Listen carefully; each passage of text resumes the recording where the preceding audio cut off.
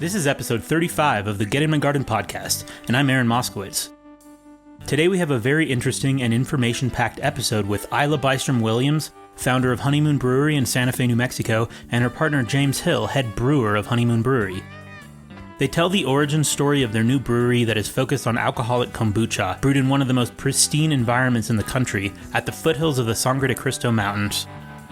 First off, they share their entrepreneurial experiences, the barriers they had to overcome to found their unique brewery, and then they go into the history of kombucha in the United States.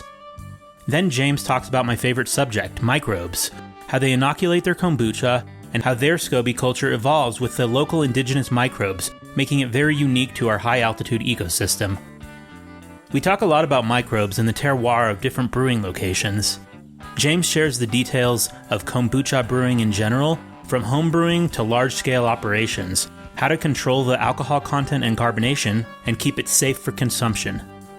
Please subscribe to the podcast on iTunes or wherever else you listen. And if you want to support the show, please share your favorite episodes on social media and within relevant groups. And please also leave positive reviews on iTunes. Santa Fe's already got some great breweries, but we were happy to join the club. But it's all with Ayla here. You know, she was the visionary originally, and she taught me everything I know. And I'll probably let her describe it in her own words. This idea really got started when I was living in north of Seattle, and the craft beer scene and the kombucha scene is pretty big there, and the fermented food scene just in general. So I was home brewing beer with my roommates, and I was also making kombucha on my own.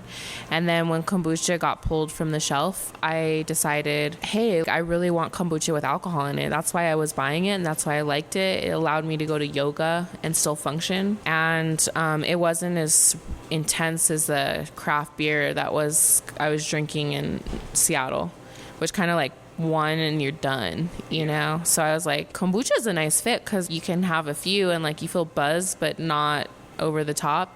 And so then after my transition of moving from Seattle back to New Mexico, I really looked for a way when I met James to just find something that met both criteria categories of kombucha and beer. And literally the first date James and I were on, we were mixing kombucha and beer and being silly and being like, how is this gonna work, you know? So it's been fun. And then after it went from the fun stage, we took it serious as a serious business endeavor and partnered with some of the local small business resources to really identify, can we make a serious go of this?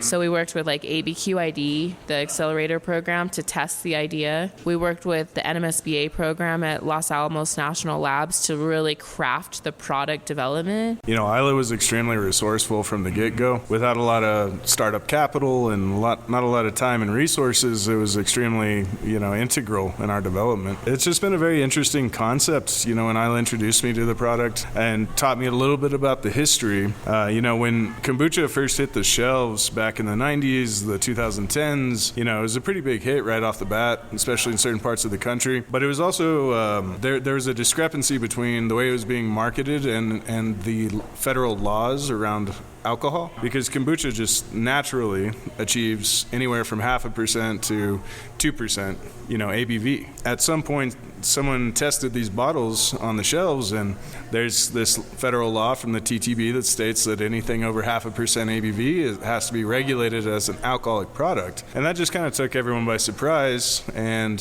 these pre-existing companies that already had invested in this marketing as a health food and a non-alcoholic product, well, they didn't have, much of a choice. They had to go back to the drawing board, and they had to use pasteurization techniques, or they had to, research and choose various cultures instead of others so that they could maintain that kind of arbitrary level. And I thought that was the brilliance of Ayla's idea was, people liked this product the way it was, the original product. And it was robust, and part of that robustness was the alcohol content. And so, we thought that was an obvious choice. Why change the product to fit your marketing? You should change your marketing to fit the product. And on top of that, there's this beautiful synergy that, is there in the beverage. When you have kombucha that's got, B vitamins, caffeine, and then you have a little ethanol in there, it's just a really wonderful synergy that interacts in a way that a beer just doesn't. And every type of alcohol kind of has its own personality, as far as its physical effects. I just found that fascinating with kombucha. So when you kind of tweak up the alcohol content in this beverage, you just have this interplay that's really appealing. So how does that work? So if someone were home brewing, I mean, can you explain the brewing process to someone who's just starting out? I mean, a lot of the people who are listening to the podcast are interested in microbes and natural farming in some way. Mm-hmm. And there's just this great overlap because a lot of people are starting to add microbes, the same microbes like with bokashi composting or other forms of natural farming. They use microbes for their own benefit, for the plant roots and things like that. So what microbes are they? How does it work? Well, it's actually pretty interesting. We order our initial SCOBY cultures from a lab in California. Okay. So we have an assay of about 10 different bacterial species and 5 different yeast species. Okay. And then, of course, fermenting it here in Santa Fe in an open container the way you do with kombucha. The aerobic environment allows for an inoculation of native species, which only exist, in your state, in your city, in your building, in your room, so it kind of, it inoculates with a set of species that you didn't originally begin with, so it evolves. But there's definitely an overlap between, the sort of beneficial microbes that a gardener might use to enhance the rhizosphere health. Those are, there's a lot of the same microbes in our kombucha. It's fair to say that there's quite a few that are just standard in most organic gardens. There's a lot that are just native to vegetables, fruit.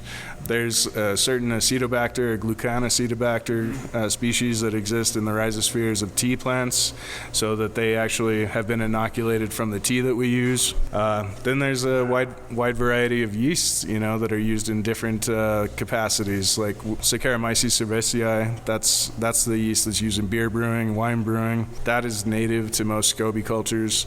Brettanomyces bruxellensis, that's another species of yeast that's common in some of the Belgian sour ale productions. And where did they originally get it? I mean, people have been brewing alcohol forever, so sure, this is just what was growing on the outside of the fruits, right? Yeah, absolutely. Naturally. That's exactly where it came from originally, and then over the centuries, they began isolating the lees at the bottom of a ferment and would reuse them. So after a while, they maintained a certain culture that they could reuse, but the identification and the singling out of a single culture of yeast, that didn't happen until well into the 20th century. Single culture fermentation, as widespread as it is today, actually hasn't been that big of a part in the story of fermentation, in history. Yeah, I wondered about that because if you go and you see some of the mass-produced kombucha, I think one of them was bought by Coca-Cola. Oh, yeah. Kvita or something? Yeah. Pepsi. Pepsi, okay. So they're only using one strain, and one of them I think they patented. Or maybe I'm wrong about that. It might be more than one, but there's like a specific number. They patented this. It's kind of alarming. Like, what could that be doing to our bodies? Yeah, interesting. That's one beautiful thing about mixed culture fermentations in general and the kombucha industry in general is everybody isn't using the exact same culture. Everybody is using an amalgam of yeast and bacteria. The main components, of course, are you want some yeasts that are capable of producing ethanol, which is capable of being metabolized by Acetobacter colonies. But there's a wide spectrum of species that can be utilized and that work synergistically with one another. And as long as you end up with an Acetobacter species that's capable of producing the biofilm, the pellicle, the SCOBY, as well as some yeast species that are capable of providing the ethanol and the metabolites, you're going to have some version of kombucha.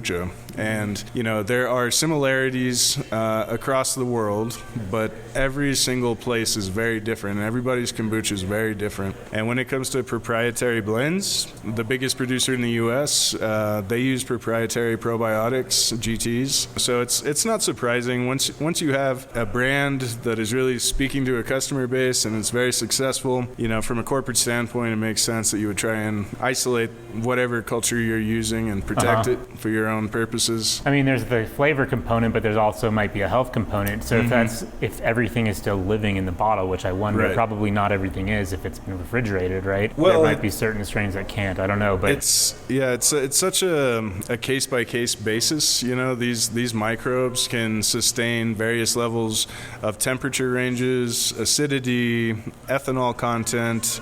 It really depends on what you're using. Most kombucha, of course, is claimed to be probiotic, and most of it is, except for the ones that are pasteurized or what have you. Ours, for instance, we have alcohol content that's above 3 or 4%. We can control it. We can go less or more, but there's not definitive evidence or clinical trials or, lab studies that can really define exactly how probiotic something like our product would be. But of course, we're not attempting to be your average kombucha company. We're an alcoholic company, so we're not exactly aiming to prioritize like that probiotic effect. How do you get to the higher alcohol content? It's a two-stage process. There's a variety of ways that the industry is doing it.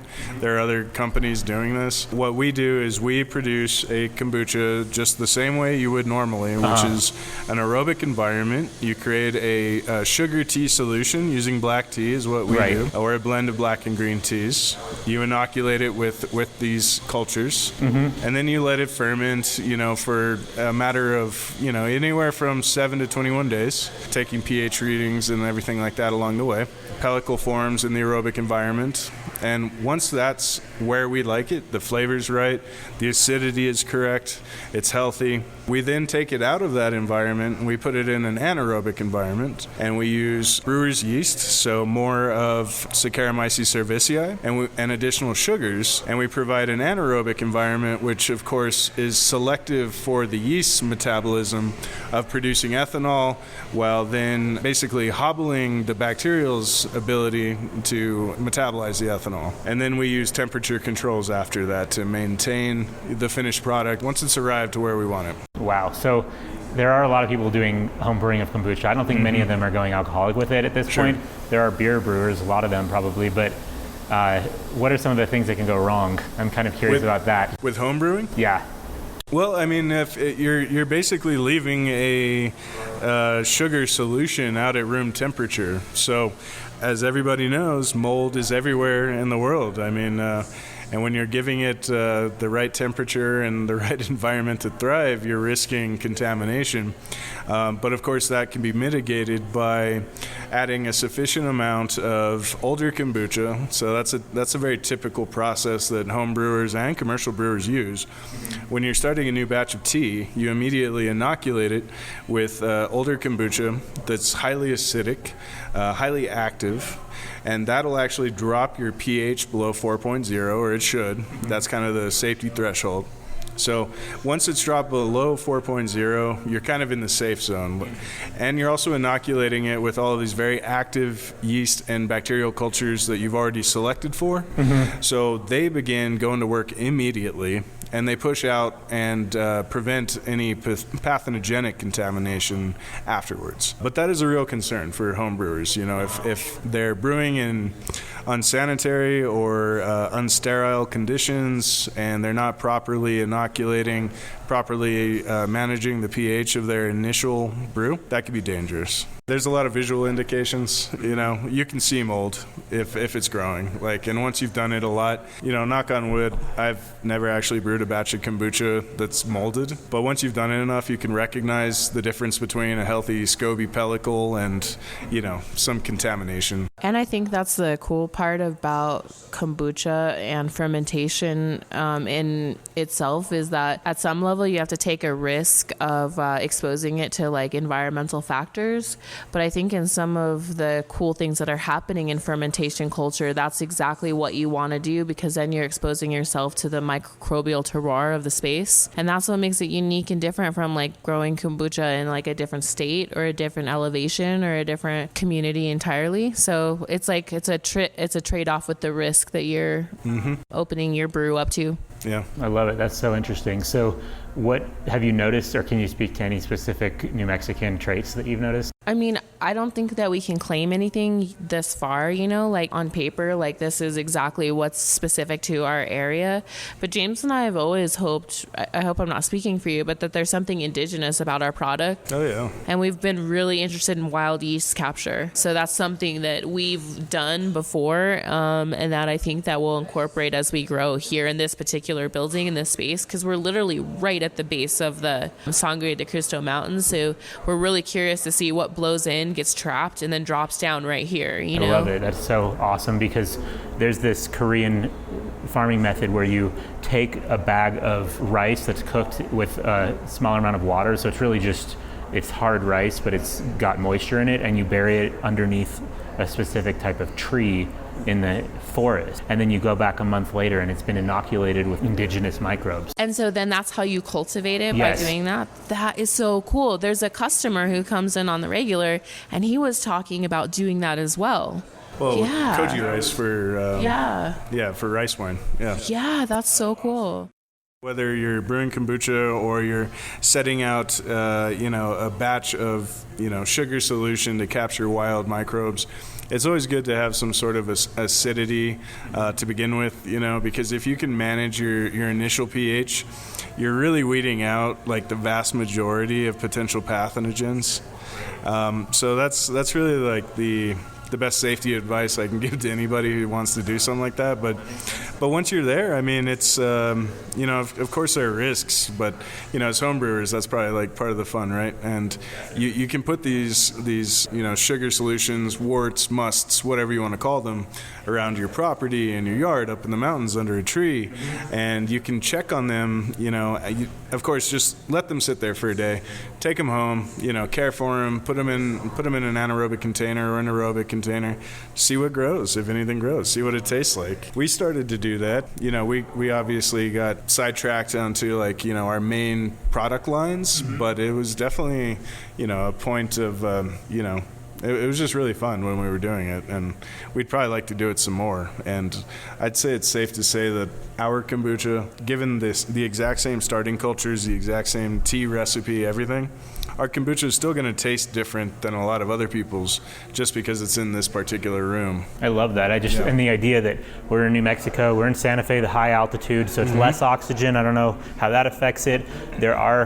Everybody has indigenous microbes wherever they are. Yeah. We're so dry, they're different, and also the air is cleaner than anywhere else. So that's really interesting. I think that helps us. I think that helps you a lot. But I'm really curious how it would literally affect the flavor. It's so interesting. Sure. Yeah. And the idea that, wine enthusiasts are obsessed with the soil, but you're creating something that's dealing with the same microbes without soil. Sure. And it's very, very environmental in a unique way. It's so cool to think of it in that way too, because for so many years, in terms of the consumer's conversation with terroir, it is all about the soil, but nobody really thinks about what's above the soil and how that affects the fermentation. So that's a really, really cool perspective to have on it. Well, and the traditional terroir that's spoken about in the wine industry, that's a byproduct of the microbial interactions of the root systems and what nutrients that makes available. I mean, it has a huge effect on the fruit, and the microbial activity directly affects the fruit, and it's a very similar process, just a different substrate. So instead of soil, we're just talking about the ambient air in the atmosphere. And just kind of going off crazy thinking here, it'd be really cool to like you said, maybe capture some unique species from the soil and combine them with what we're finding from the air. Basically double whammy of New Mexican microbes. Maybe you could get a batch in the Santa Fe forest when it warms up and then bring it back down. Yeah, and then that would be great. Or do something crazy too, like on Chef's Table, there's a Korean, she's like a mad fermentationist, and she buries her, kimchi as you do traditionally, but it would be really cool to bury some kombucha in a way that soil didn't get into it and see if that affected it too. Yeah, well, I've actually been curious about incorporating, pine needles in some of our brews. It's a really interesting flavor. It's native here. It provides more vitamin C. It's a healthy component. I still need to do some more discovery around that. It has terpenoids, I think, right? Yeah, absolutely. Alpha-pinene. That's a bronchodilator, and it's just a really lovely scent, and it could work really well with other things like juniper, maybe. But anyway, it could be a perfect vehicle for for native inoculation. You know what's cool about that, James? I like that idea because pine needles are antiseptic too, right? It's just like hops. So then just kind of like with the history of beer, hops only allowed certain things to thrive in the beer culture, right? So it kind of like curtailed the way the process went and like what the taste was. So pine needles would have a similar effect. It would basically isolate the culture to only develop in a certain way. Yeah, it could be. I was wondering about that. I'm not sure. Which is good in a way too. I mean, limitations are good. Sure. I didn't even think about the antimicrobial activity. I just was after the flavor of it. And then, Aaron's suggestion of inoculating in the mountains, I thought that would be interesting. We should do a little sample batch just at home. Yeah. There would be no one in the whole world that I know about selling kombucha that has a special forest blend. Right? Pine needle Right? kombucha. Oh my gosh. Oh, I love it. This is so cool. See, this is the fun part of owning a business. Like, what are we going to do? Let's go inoculate in the forest. I get really excited about that. And, the podcast I started at the farmer's market, I found a lot of people excited about different things. My vision is that that the capitalist world as we know it is collapsing, that corporatism is going to maybe still exist in some way, but we're all creating our own economy. So that's why I wanted to feature people who had creative businesses that were localists, So that's anyway. very cool. Well, hopefully we can live up to that. Here you are. We're going to accept Bitcoin any day here. Yeah, Yes. James has always okay. been a big supporter of accepting Bitcoin. I was torn, between being a brewer, a crypto anarchist. When we were looking at different funding options, I was reading some interesting things about platforms that are developing where people are financing their businesses in creative ways with Bitcoin and other cryptocurrencies. Like, there's a really unusual process behind it, but I thought it was kind of cool because it's actually coming up as like in the search engines as like an alternative traditional funding, Oh, yeah. But I mean, I think that's because millennials are pretty strong early adopters of cryptocurrency, and other generations that are still involved in the financial setup of things are like not so much. Yeah, and when investing in a business, the fact that the government might tell you that you can't or needs to like take control of it, it's like you need all the power that you can have of your own to like maintain it in the first place, and have to deal with some person in an office somewhere that's like, yeah, you got to do this and this. Bureaucracy is tough. That's something that we've run up against. Just going through the regulatory hurdles of opening up a business, and then the hurdles of opening up an alcoholic business, and then telling them you're creating something that they have no idea how to handle. Like, you wouldn't believe the conversations we had to go through with the TTB about, wait, what are you guys doing? Like, wait, what? So we know kombucha, but wait, now you're doing an alcoholic version of it? Wait, what is TTB? That's the Tobacco Trade Tax. Alcohol, Tobacco Trade and Tax Bureau. So it doesn't line up with the name, but they regulate tobacco, firearms, and alcohol. And in my opinion, no one in the government should be in charge of managing all three of those in one organization. Wait, the firearms is the ATF. This is different. No, they do have some regulation over firearms, or at least on their website. Well, anyway, they're their big brother who's in charge of distributing licenses to breweries, distilleries. They're who we pay our excise taxes to. They're the ones who tell you what your product is, whether it's a beer, a wine, a spirit, anything else. They tell you if you can brew it, how much you can brew it, what you owe to the federal government once you do sell it. So they're just kind of the overarching authority. And it was just very difficult, It's just, speaking of trailblazing, whether it's, economics and cryptocurrency or, creating an alcoholic kombucha and just like a brand new genre of beverage, it's just tough, It's all the normal, hassles of starting a company combined with this educational component of trying to explain to the federal officers, what it is that you're trying to do, and them trying to interpret that and give you a proper license. For a long time they weren't sure what to call us, and it was months of just indecision. It was interesting. So they eventually landed on beer. I guess they're calling most kombuchas beer now, or that's the closest thing they can compare it to. But then once you're labeled as a beer, you have a brewery permit, and so that, for instance, that limits what I can use in my production. At home, we were making hard cider, And I can't do that with our permit here because that's a winery permit. So because the TTB decided that our beverage is going to be considered a beer, I'm no longer allowed to ferment apples, to any great quantity. Wow. It's just everything that you're doing to be innovative, they're trying to mess with. I mean, it's not like they're trying to do that, but it's just the rigidity of the system. Oh, I know. It prevents so many people from doing anything. We leaned really heavily on all the New Mexican resources for small businesses. We really did. We actually went to like every networking event and every meeting, and all of those really helped us get off the ground. And in the past, when I first started, I was like, what do I need to get open? And I just wanted a checklist. There's nobody who can give you a checklist of what you need.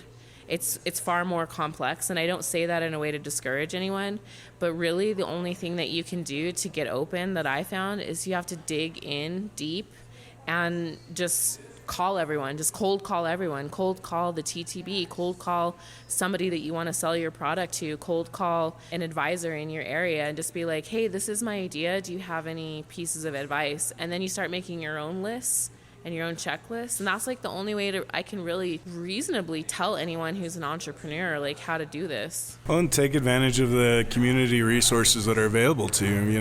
One of Ayla's first steps was going to the Santa Fe Business Incubator, and she just pitched them. And they're a network and a community of business professionals, investors, and they run the gamut. And they were able to listen to her, hear her out. They told her the same thing that she's telling your audience right now. Why don't you cold call some people, see if there's any desire for this product at all.